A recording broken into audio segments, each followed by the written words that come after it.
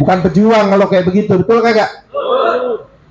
Kita sejak awal ini dipinta, saya kasih tahu supaya ini bukan kita mau pilah-pilah, bukan mau kita garis menggaris, tapi demi Allah nanti ada videonya, Saya nggak mau hari ini berkata-kata yang tidak ada fakta, tidak ada bukti.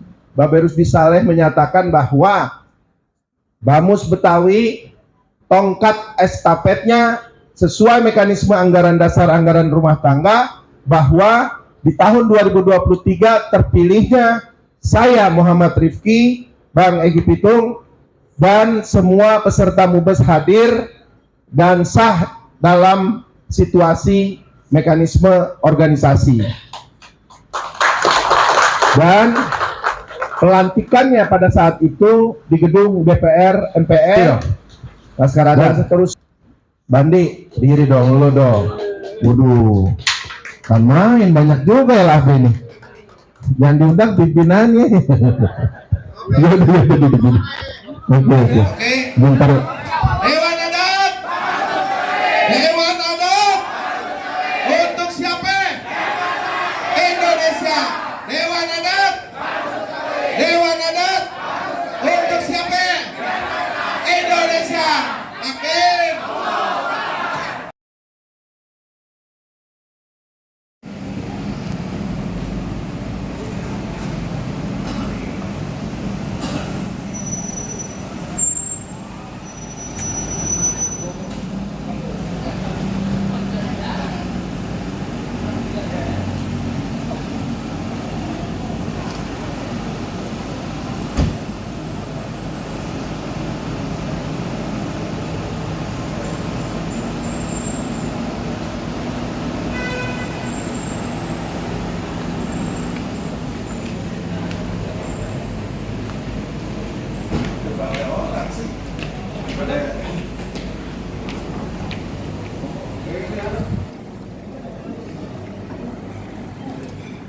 Tuh, set bang.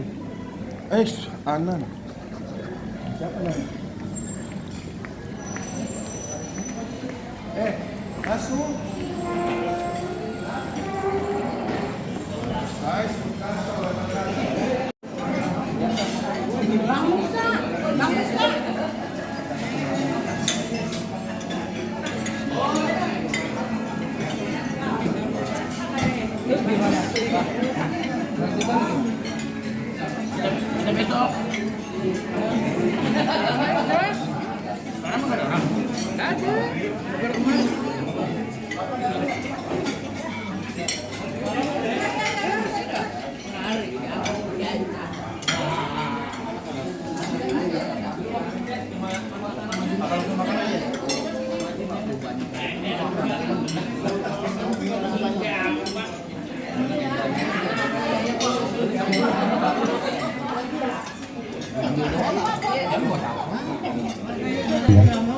Alhamdulillahirrahmanirrahim. Wassalatu wassalamu ala sayyidil mursalin wa ala alihi washabihi ajma'in, amma ba'du. Beli kedambang di Kenabang, jangan lupa beli kepaya. Selamat datang para tamu undangan, pasti senang jiwa gembira. Ahlan wa sahlan. Yang pertama masih di bulan Syawal, kita ucapkan taqabbalallahu minna wa minkum taqabbalan karim, doa yang terakhir. Mohon maaf lahir dan batin. Mudah-mudahan yang hadir semuanya sehat walafiat. Hadirnya kita ini membawa sebuah kebaikan buat semuanya. Yang abang-abang yang kagak bisa datang, yang sakit semoga Allah sembuhkan penyakitnya. Yang punya urusan semoga dimudahkan urusannya. Apalagi yang punya hutang dilunasi oleh Allah Subhanahu wa Ta'ala. Insya Allah semuanya. Oleh karena itu sebelum kita mulai, baiknya kita baca satu Fatihah. Mudah-mudahan musyawarah pada kali ini, mudah-mudahan Allah berikan keberkahan. Allah lindungi kita, Bamus Betawi ini menjadi organisasi yang bermanfaat untuk semua. Apalagi kita punya ketua umum, mudah-mudahan Allah selamatkan, Allah berikan perlindungan, Allah mudahkan urusannya. Al-Hadiyah Al-Fatihah. Bismillahirrahmanirrahim. Alhamdulillah. Namanya Ahmad Nuryadi ya. Jadi nanti kita bisa ngobrol lagi. Selanjutnya agenda Abang Cangcingnya Wadi yang sudah diundang adalah hari ini niat kita yang pertama halal bihalal ya. Yang belum halal bihalal, yang kedua agendanya persiapan raker kedua Dewan Adat Bamus Betawi. Selanjutnya ada pembentukan panitia raker kedua. Lalu ada evaluasi pematangan struktur baru pengurus Dewan Adat Bamus Betawi dan Badan Otonom, dan nanti dan lain-lain tentang perkembangan update. Oleh karena itu diskusi pada hari ini kita serahkan semuanya kepada ketua umum kita, yang insya Allah nanti kita lanjut dengan diskusi. Nah, diskusi nanti dengan cara angkat tangan ya, nanti kita kasih kesempatan untuk bicara. Oleh karena itu kita lanjut dan serahkan diskusi hari ini kepada ketua umum kita, kepada beliau, dipersilakan. Sallallahu alaihi Muhammad.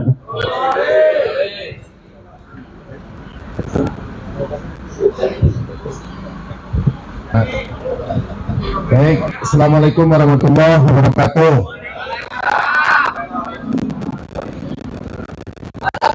A'udzubillahi minasyaitonirrajim. Bismillahirrahmanirrahim.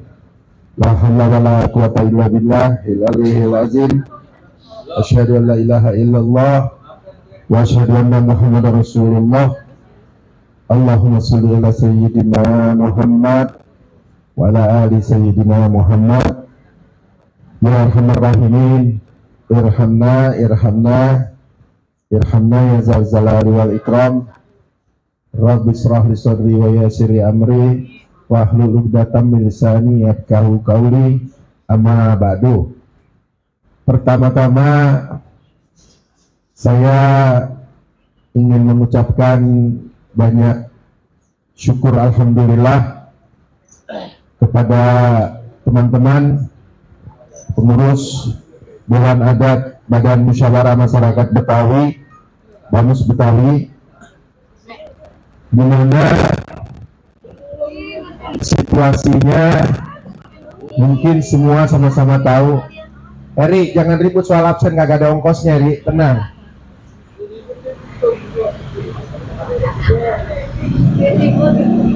Kita cuma pengen tahu yang hadir berdasarkan pengurus dan memang mereka adalah perwakilan dari badan otonom. Saya hafal, badan otonom itu ada 5 di bawah Dewan Adat Bamus Betawi. Laskar Adat Betawi, ini saya lihat sudah ada perwakilan pengurusnya. Lalu ada Badan Majelis Taklim dan Takmir Masjid. Dan main dia. Bete di Mabes.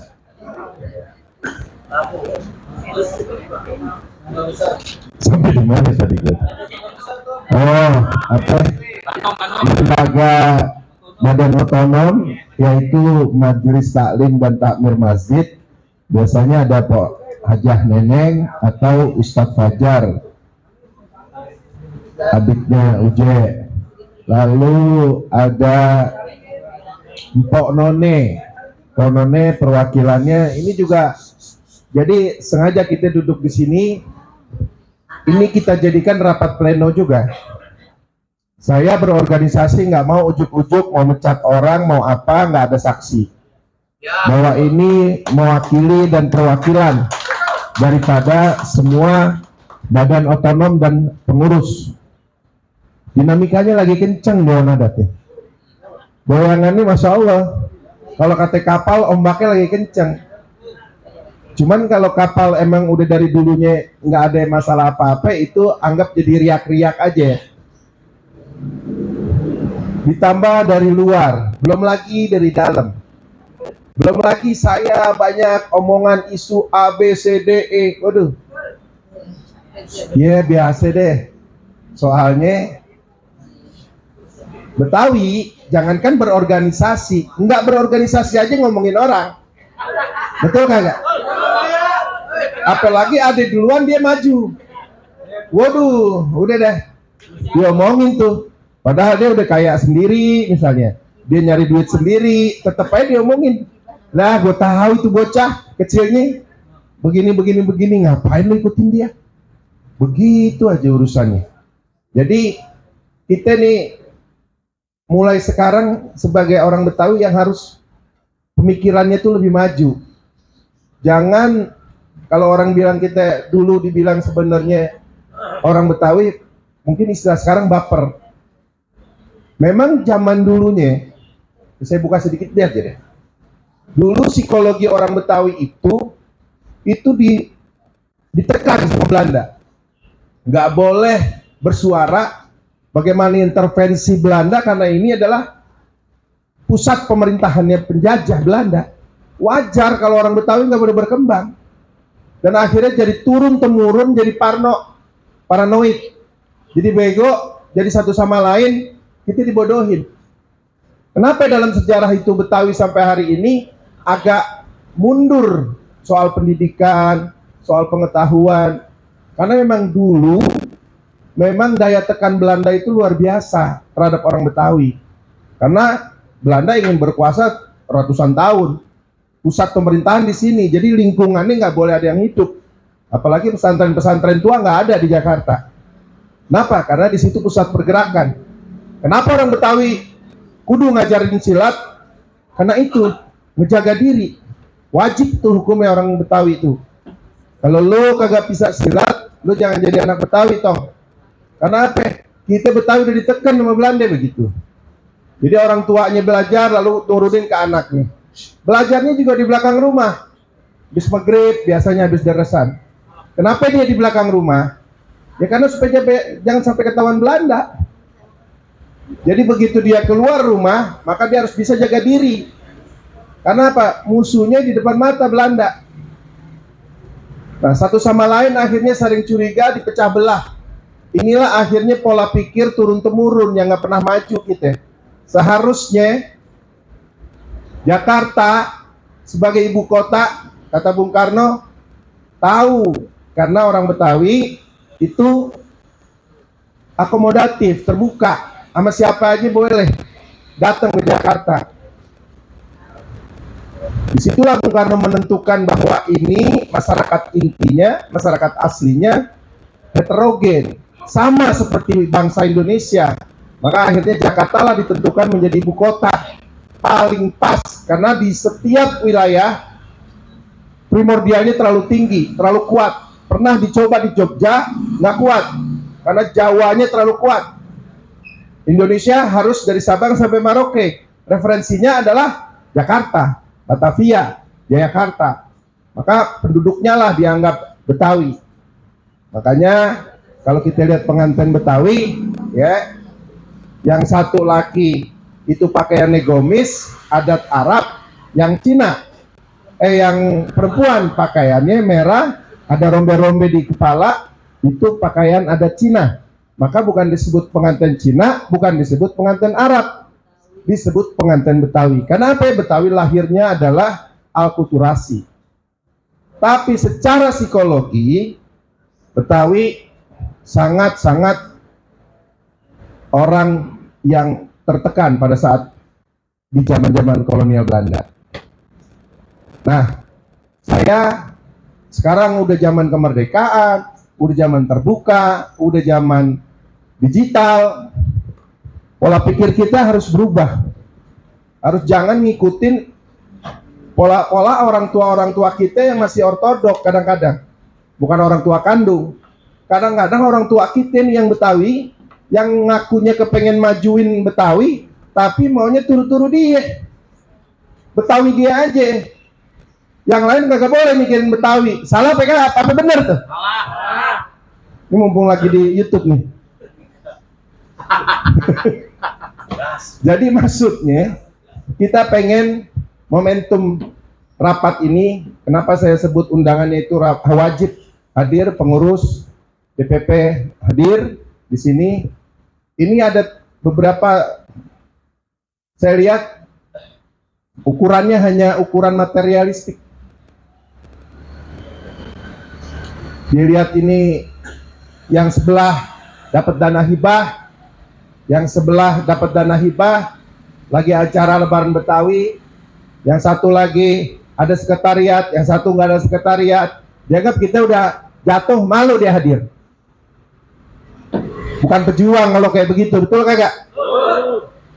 Kita sejak awal ini dipinta, saya kasih tahu supaya ini bukan kita mau pilah-pilah, bukan mau kita garis menggaris, tapi demi Allah nanti ada videonya.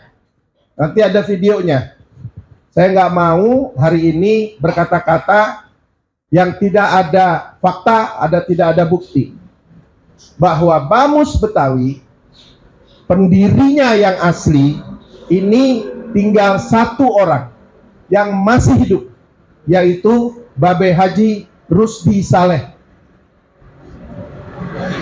Beliau bersaksi melalui video dan bahkan melalui tanda tangan bahwa diminta saya oleh para pendiri yang belum meninggal kemarin, sekarang tinggal satu nih, itu untuk menyelamatkan nama Bamus Betawi, menjaga marwah Bamus Betawi yang ada ingin diam-diam dikubur dengan nama baru. Jadi dia nggak mau. Pada garis besarnya ada yang mengaku sebagai pendiri, yang orang hari ini mengaku pendiri Bamus Betawi di tahun 2019, akte notaris. Jadi saya katakan clear, ini ada bukti hukum, maka itu dinyatakan secara hukum tidak sah. Sudah diuji ke kepolisian, bahkan sudah dipanggil pihak-pihak orang yang mengaku pendiri Bamus Betawi. Ya cuman ada hal-hal yang kompromi apa, intinya bahwa ini harus tetap jalan dan kita dalam posisi yang benar. Jadi sebenarnya satu hal, ada bentuk video nanti Babe Rusdi Saleh menyatakan bahwa Bamus Betawi tongkat estafetnya sesuai mekanisme anggaran dasar anggaran rumah tangga, bahwa di tahun 2023 terpilihnya saya Muhammad Rifki, Bang Egy Pitung, dan semua peserta Mubes hadir dan sah dalam situasi mekanisme organisasi. Dan pelantikannya pada saat itu di gedung DPR, MPR, dan seterusnya Babe Rusdi Saleh sebagai pendiri punya benang merah dengan Bamus kita. Saya masukkan nama beliau sebagai pendiri dan tetap diakui sebagai pendiri Bamus Betawi di akte notaris dan di akte SK Kumham, keluar nama itu. Berbeda sama yang sebelah, yang ngaku-ngaku nama sama tapi tidak ada pendiri asli dan bahkan tidak pernah silaturahmi dengan beliau. Jadi kita hanya menyelamatkan marwah, menyelamatkan sejarah, menyelamatkan kapal besar yang memang diganggu secara politik. Tapi karena niat kita tulus, niat kita tegak untuk kebenaran, maka alhamdulillah kita selalu berjalan dengan baik-baik saja. Insya Allah dengan kayak begini aja, semua kita masih dijagain oleh Allah. Kita masih bisa bertemu, kita masih bisa silaturahmi, kita bisa masih berjalan sesuai dengan rangkaian program-program organisasi. Nah, yang kedua, hari ini teman-teman pengurus Dewan Adat Bamus Betawi, insya Allah bulan ini yang kita harus jalankan, tetap bulan ini, yaitu rapat kerja Dewan Adat Bamus Betawi yang kedua. Tepuk tangan dong. Nah, saya mohon nanti ada bentuk panitianya hari ini, kita ketok, kita rapat plenokan, dan juga ada evaluasi pengurus. Menurut saya memang hari ini perlu ada evaluasi, karena mengingat perjuangan ini harus punya hati yang bersih, punya hati yang lurus, untuk menjaga marwah perjuangan daripada Dewan Adat Bamus Betawi.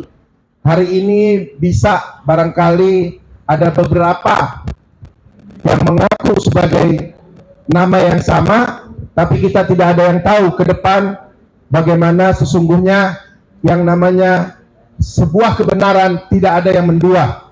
Betul nggak? Yang asli tidak ada yang palsu. Yang asli tetap asli. Insya Allah, doain aja kita tetap istiqomah. Dan yang terakhir, agendanya apa sih tadi? Lupa gue. Di sebelah udah agendanya apa? Makan-makan lagi lah. Sakit kali ya. Kita makan sendiri. Pembentukan panitia raker, oke, udah tadi udah sampein. Ya, pematangan struktur, oke. Terus perkembangan informasi, nanti teman-teman bisa diskusi, menyampaikan pendapat ataupun usulan dan seterusnya lah. Pokoknya hari ini kita santai tapi serius bagaimana Dewan Adat Bamus Betawi ke depan. Satu hal saya pengen absen dulu ya. Tadi belum selesai soalnya badan otonom. Tadi dari LAB Laskar Adat Betawi udah ada. Coba berdiri dong. Laskar Adat. Bandi, diri dong, lu dong. Waduh. Kan main banyak juga LAB ini. Yang diundang pimpinannya. Oke. Bentar. Perlu seragamin ya. Yang kedua, Mpok None perwakilannya. Nah, tetap semangat Pak None. Ini lagi ada dinamika pimpinannya nih, ya kan? Ya, hari ini kita putuskan lah pimpinannya. Yang ketiga, lembaga Majelis Taklim dan Takmir Masjid. Coba. Oh ya, ketuanya on the way. Oke, ya. Lalu ada koperasi. Nah, koperasi juga ini kacau nih. Koperasi hari ini kita putusin ya. Tolong apa Pak Rara atau siapa dibantu notulennya. Jadi biar kita ada bukti bahwa berorganisasi itu semua harus transparan dan juga butuh pemikiran teman-teman pengurus. Yang ketiga, operasi lembaga hukum Dewan Adat Bamus Betawi. Coba berdiri. Nah, bahaya. Cuman sendirian datang. Oh iya deh. Siap, mantap. Oke. Yang lagi viral kemarin peci merah ditunjuk-tunjuk di TV, ya. Terus mana lagi ya? Lembaga hukum LAB. Oh, rescue, ada rescue. Wes sadar. Rescue, oke. Udah selesai ya? Rescue ya. Oke. Nah, sambil berkembang, saya pengen nanti Wasekjen 1 Ari Wahyudi juga menyampaikan bagaimana berorganisasi, bagaimana kasih masukan juga ke kita, ya kan? Dan teman-teman juga semua boleh punya hak untuk menyampaikan pendapat dan usulan. Ya, jangan lupa raker kita paling telat tanggal 25. Ya, tempatnya masih sama di Vokasi. Tempatnya sama ya, masih di Vokasi nanti. Di gedung Vokasi, mungkin udah pada tahu kali ya. Ya, Kemenaker. Kita ada masih jatah kita, cuma belum diambil untuk gedung, perangkat semua. Pokoknya tinggal kita ngisi acaranya aja lah. Terima kasih sebelumnya. Saya atas nama pribadi dan keluarga saya, taqabbalallahu minna wa minkum wasyamakum minal aidin wal faizin. Mohon maaf lahir dan batin kalau saya suka di WA kadang-kadang ada ngomel-ngomel dikit, jangan ditelen ke hati. Saya juga kadang-kadang suka Japri juga suka spontan, marah-marah, telepon, bentak-bentak. Lu jangan ditelen, itu modelnya aneh begitu. Tapi aneh orangnya cepat marah, cepat lupa, cepat kelar. Jangan ditelen aja udah pokoknya. Lebih enak kalau aneh lagi ngomel, lu jangan aja nyaut, diam aja. Diam, iya tuh, udah gitu aja. Ntar aneh yang berubah sendiri tuh, ya. Oke ya. Wassalamualaikum warahmatullahi wabarakatuh. Yasin Habibillah salatu. Dari sini kakak sini kang. Ketum sini ketum. Allah ala Toha Rasulillah salatullah salamullah ala Yasin Habibillah tawassalna bismillah wa bil hadi rasulillah wa kulli mujahidillah bi alil bahri ya Allah salatullah salamullah ala Toha Rasulillah salatullah salamullah ala Yasin Habibillah salatullah salamullah ala Toha Rasulillah salatullah salamullah asmata sini dong Habibillah ya maaf lahir batin tawassalna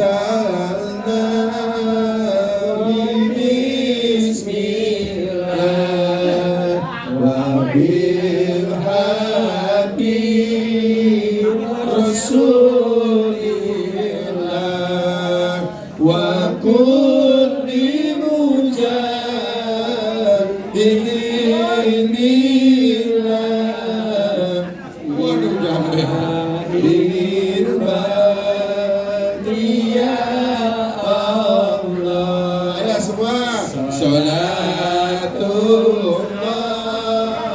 salamullah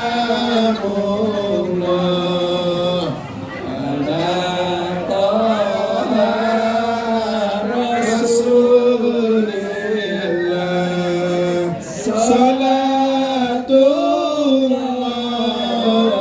salamullah ala Yasin Habib salatullah salamullah tengok ngomong di grup Habib salatullah salamullah ala Toha Rasulillah. Aduh, afwan. Salatullah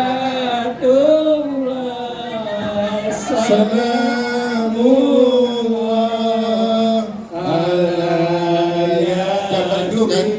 Tim hukum jangan paling dulu.